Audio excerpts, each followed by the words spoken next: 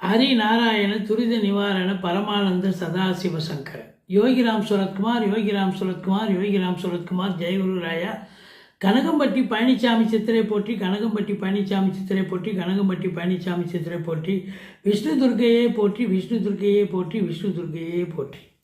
உலகெங்கிலும் வாழ்ந்து கொண்டிருக்கும் ஸ்ரீராம் ஆஸ்ட்ரோ யூடியூப் சேனல் நேயர்களுக்கு டாக்டர் சைதை ராஜாவின் அன்பான வணக்கங்கள்.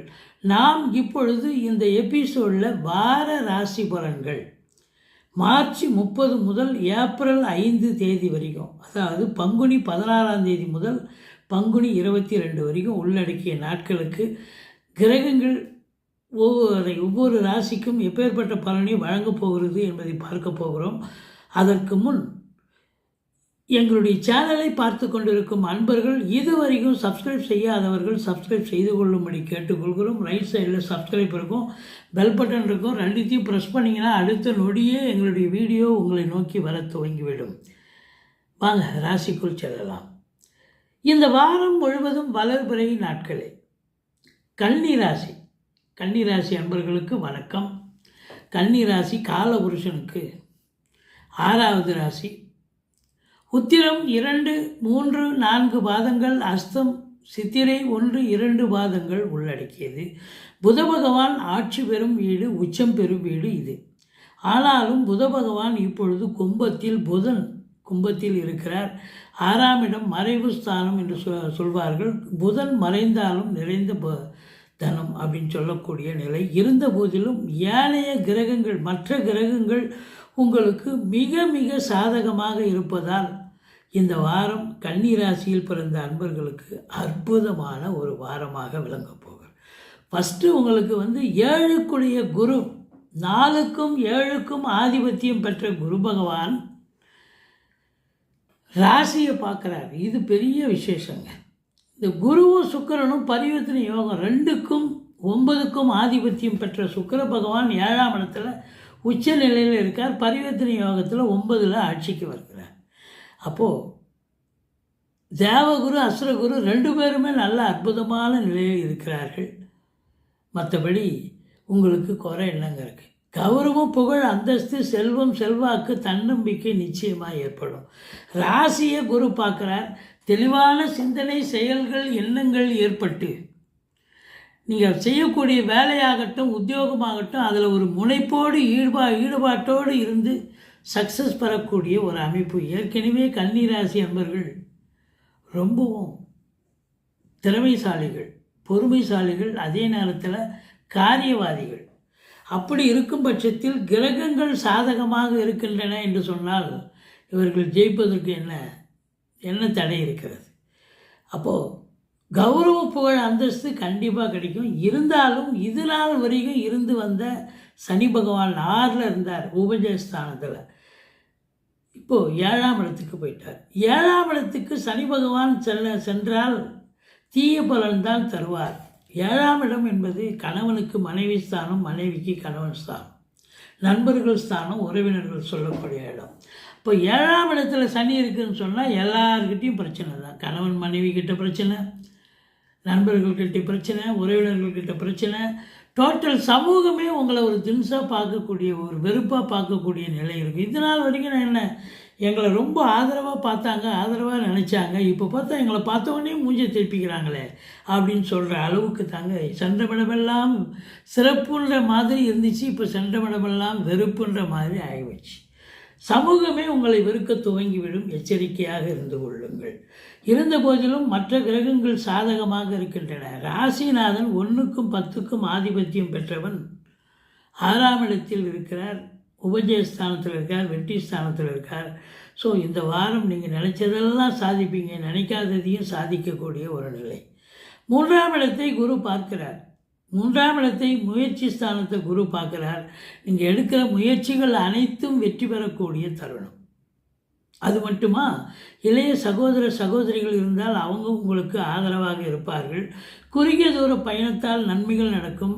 இந்த பிபிஓ, சாஃப்ட்வேர், ஹார்ட்வேர் இந்த போன்ற டிபார்ட்மெண்ட்டில் வேலை செய்கிறவங்களுக்கும் சிறப்பான ஒரு நேரம் அப்படின்னு சொல்லலாம்.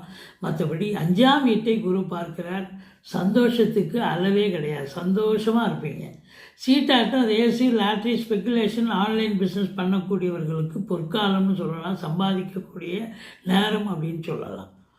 குழந்தை பாக்கியம் இல்லாதவர்களுக்கு குழந்தை பேர் கிடைக்கும். அதே நேரத்தில் பார்த்தீங்கன்னு சொன்னால் குலதெய்வத்துடைய பிளெஸ்ஸிங் 100% நிச்சயமாக உண்டு. இருந்த போதிலும் 4ஆம் வீட்டை 10ஆம் பார்வையாக சனி பார்ப்பதால் தாய்க்கு தேக ஆரோக்கிய குறைவு ஏற்படும். தாய் வழி சொந்தங்கள், தாய்மாமன் போன்ற சொந்த பந்தங்கள் உங்களுக்கு அகென்ஸ்டாக மாறுவாங்க. வண்டி வாகனங்கள் செலவு வைக்கும்.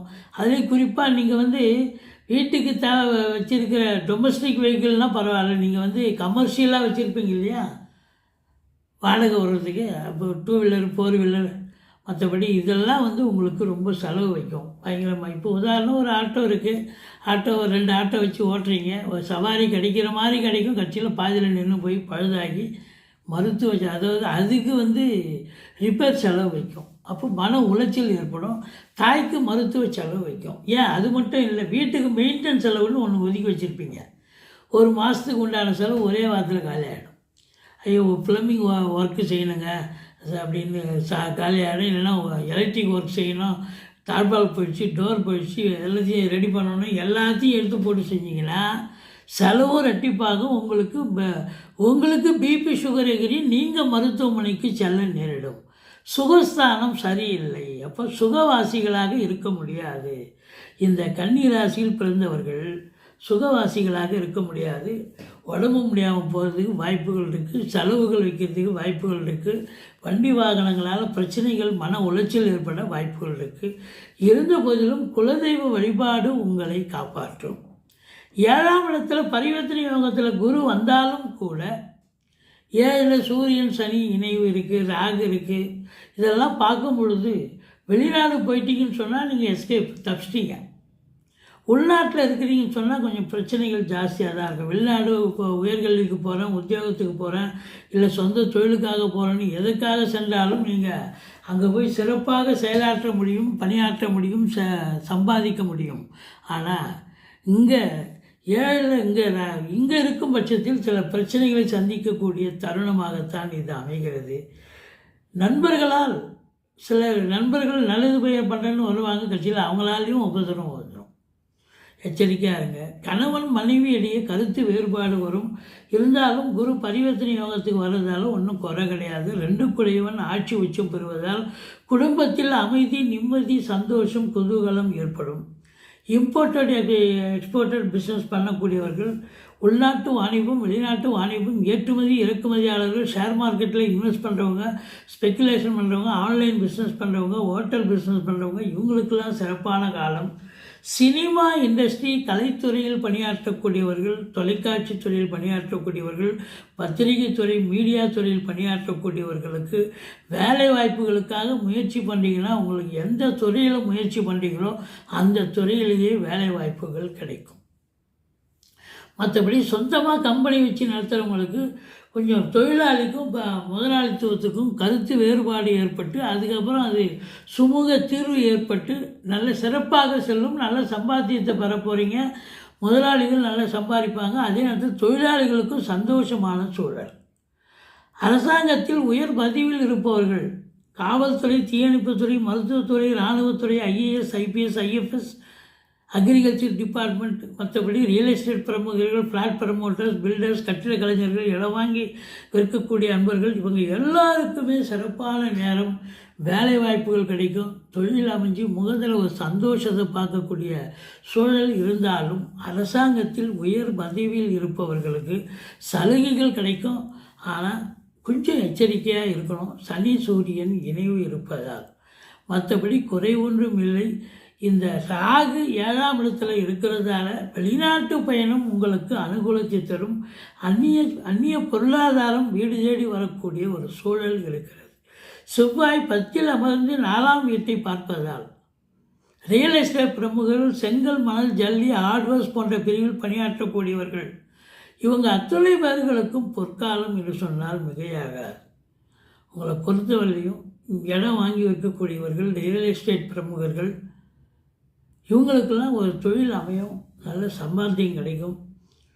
மற்றபடி அக்ரிகல்ச்சர் விவசாயம் செய்யக்கூடியவர்களுக்கும் ஒரு சிறப்பான நேரம் காலம் அப்படின்னு சொல்லலாம்.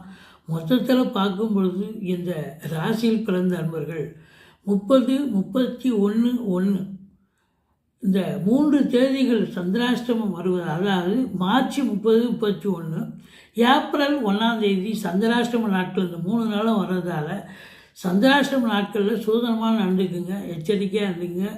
மற்றபடி குறை ஒன்றும் இல்லை. மறைமூர்த்தி கண்ணா, நீங்கள் வணங்க வேண்டிய தெய்வம் அப்படின்னு பார்த்தீங்கன்னா ஈஸ்வரனை வழிபாடு செய்யுங்கள், பெருமாளை சேவியுங்கள், விஷ்ணு துர்க்கையை வழிபாடு செய்யுங்கள். இதுவரைக்கும் எங்கள் சேனல் பிடிச்சிருந்தால் லைக் பண்ணுங்கள், ஷேர் பண்ணுங்கள், சப்ஸ்கிரைப் பண்ணுங்கள். மறக்காமல் சப்ஸ்கிரைப் பண்ணுங்கள். நன்றி. வாழ்க வளமுடன்.